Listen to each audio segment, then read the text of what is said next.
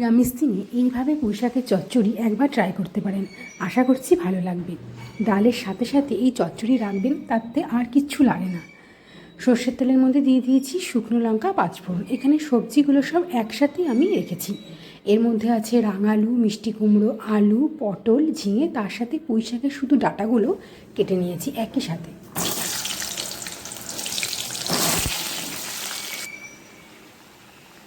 সবজিটা বেশ অনেকটাই হয়ে গেছে। সবজির মধ্যে দিয়ে দিলাম পরিমাণে হলুদ।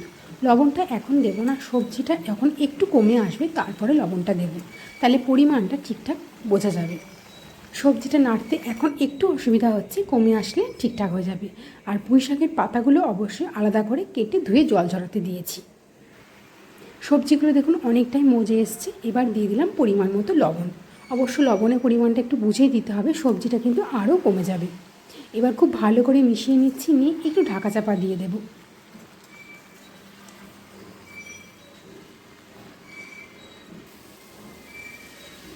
দেখুন সবজিগুলো খুব ভালোভাবে কিন্তু ভাজা হয়ে গেছে।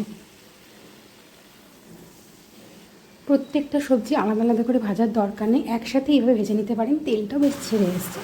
এই সময় পাতাগুলো আমি দিয়ে দিচ্ছি।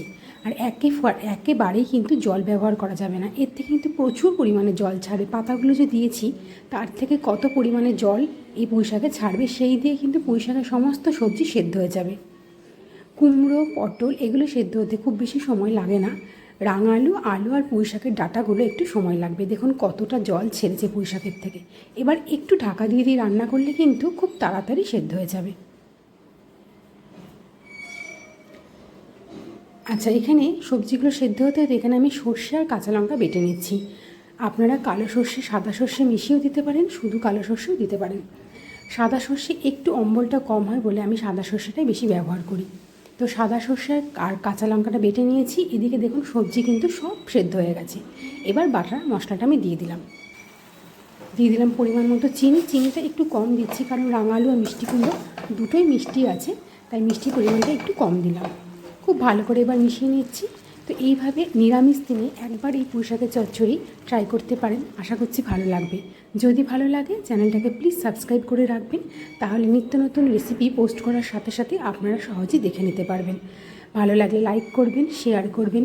দেখা হবে আবার একটা নতুন কোনো রেসিপিতে। সবাই ভালো থাকবেন, সুস্থ থাকবেন। আর রেসিপিটা কেমন লাগলো অবশ্যই আমাকে কমেন্ট করে জানাবেন।